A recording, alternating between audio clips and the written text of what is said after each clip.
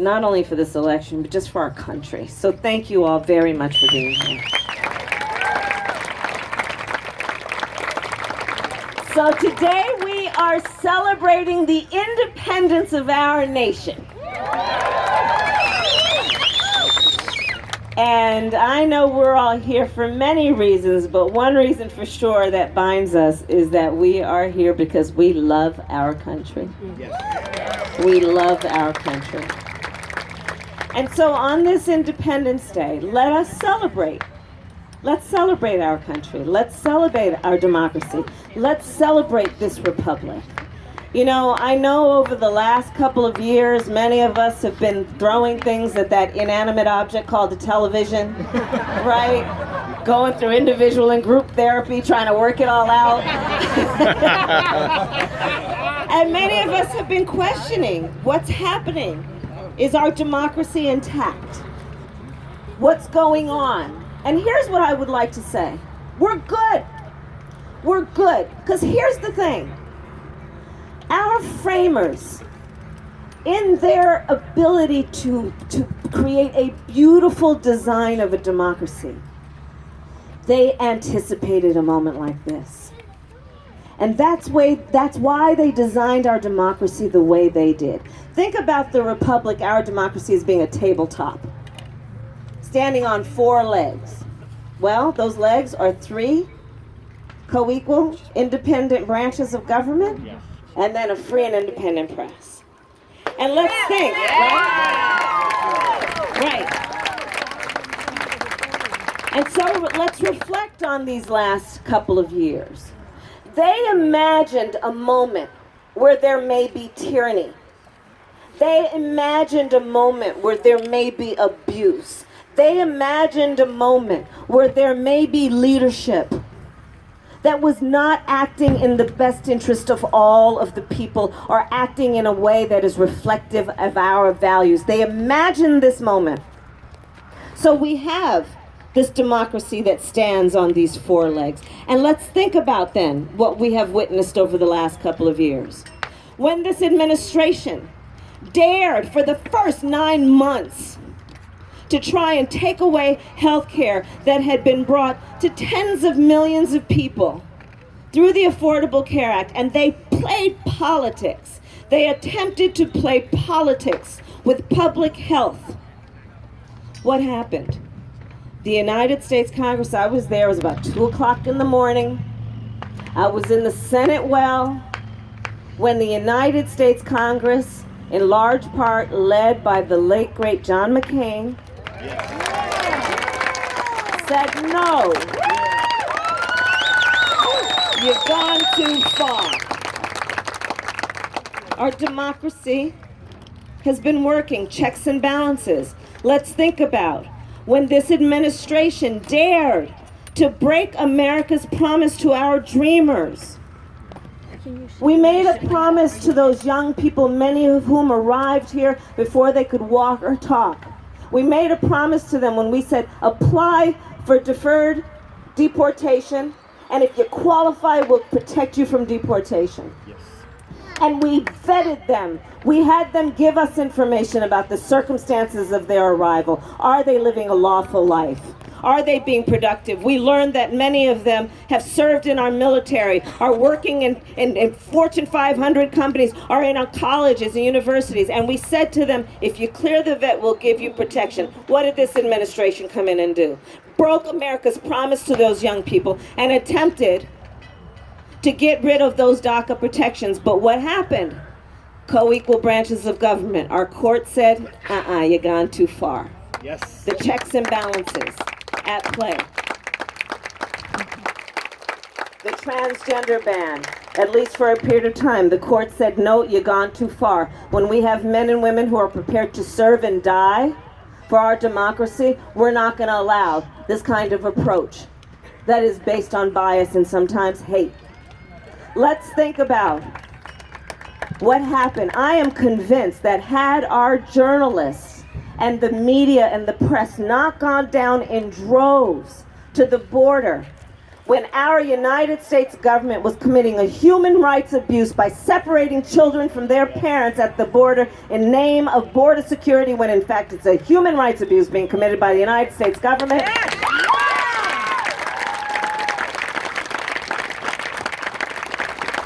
And I am convinced that had the independent press not gone down to the border in droves to allow the American people to witness what was happening, that we would not have seen the kind of bipartisan reaction that said, enough, you've gone too far, this is not reflective of our values, stop that policy, and at least on paper that policy got stopped.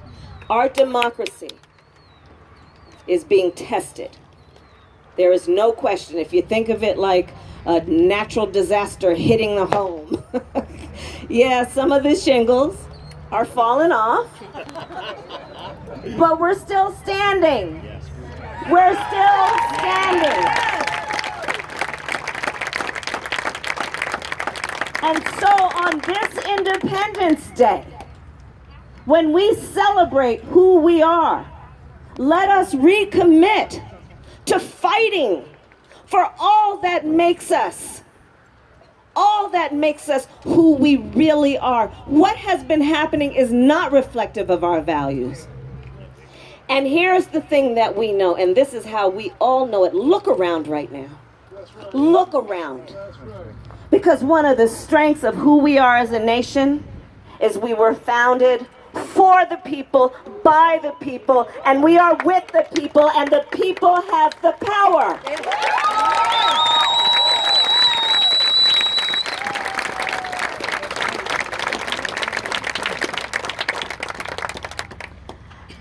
And let us also remember that one of the greatest strengths about who we are as a nation is we were founded on noble ideals. And one of the greatest strengths of who we are as a nation is that by our very nature then, we are aspirational. We are an aspirational people, founded on noble ideals, the ideals that were present when we wrote the Constitution of the United States and all of its amendments, and the Declaration of Independence, and the Bill of Rights, and those words we spoke in 1776, that we are all equal and should be treated that way. We are a nation that was founded on noble ideals, and by our very nature, we are aspirational because we fight to reach those ideals. Many of us know we've not reached them yet, but the strength of who we are is we fight to get there. So that's what I say. We think about when we watch these fireworks tonight and we see that light up the sky, let's remember we're lighting up this country right now. Yeah! Fighting for the best of who we are. And so in terms of my personal background, I'll tell you, my sister Maya, who's here somewhere, Maya, if you're around. Anyway, I don't know, she's talking to my husband in the back. We joke. There's my husband.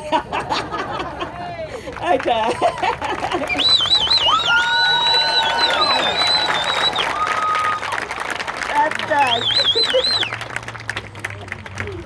but my sister and I, we joke that, our parents met when they were active in the civil rights movement in the 1960s.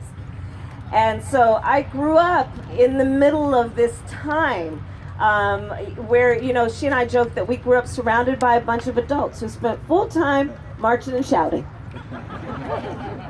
for this thing called justice, right? In fact, the heroes of the many who led that movement were the lawyers, people like Thurgood Marshall and Charles Hamilton Houston and Constance Baker Motley, right? Those individuals who understood the skill of the profession of law to translate the passion from the streets to the courtrooms of our country and do the work which we know must constantly be done of reminding folks of the promise that we made for equality and freedom. And so that's why I actually wanted to be a lawyer. I was raised by a mother who said, you have to fight. and that your fight should be based on what will be the measure of your life, which is how do you impact and lift up others. I was raised by a mother who also, our mother was 5 feet tall, and a powerhouse. 5 feet tall, all 5 feet of her. If you ever met her, you would have thought she was 7 to 10 feet tall. And our mother was the kind of parent who, if you ever came home complaining about anything, our mother would look at you sometimes with one hand on her hip, and with a very straight face, she would ask, well, what are you going to do about it? So I decided to run for president of the United States.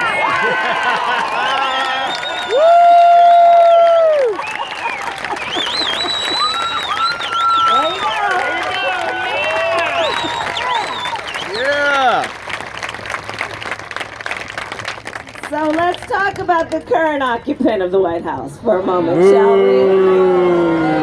I know, but we gotta bring a dose of just the moment. Let's just bring a dose of the moment to this conversation. So we've got this guy in the White House right now who campaigned on this slogan about "Make America Great Again." Well, that's exactly right. We were always great. We are still great. But here's the other thing. Part of that slogan, I would suggest, is about trying to take America back. So back before what, right? Back before the Voting Rights Act? Back before the Civil Rights Act? Back before Roe v. Wade? Because I'm here to tell them, we're not going back. We're not going back.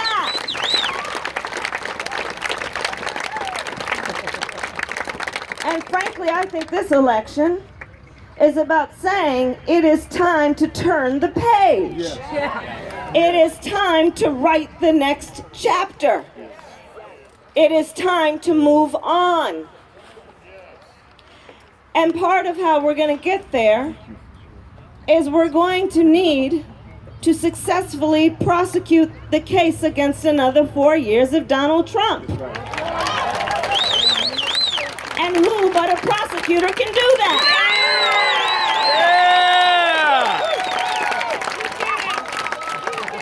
Yeah! Pretty significant rap sheet to rely on.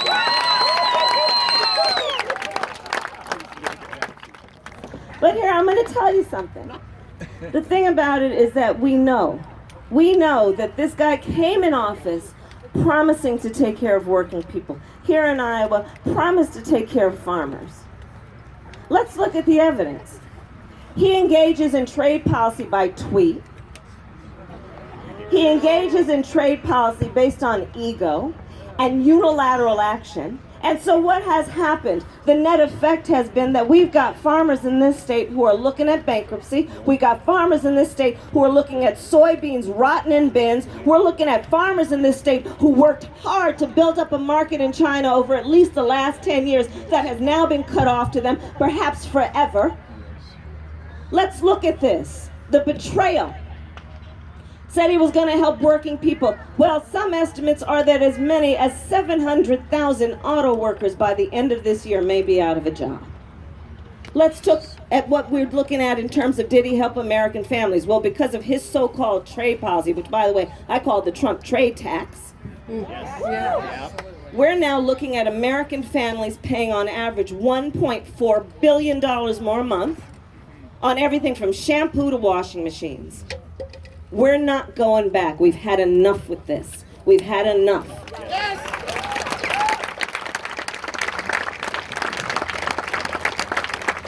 And as a prosecutor, I know how to prosecute a case. I'm going to tell you, I took on the 5 big banks of the United States during the foreclosure crisis when they preyed on homeowners. I successfully have taken on pharmaceutical companies when they preyed on seniors. I've taken on the transnational criminal organizations when they preyed on women and children. And I know predators. And we have a predator living in the White House.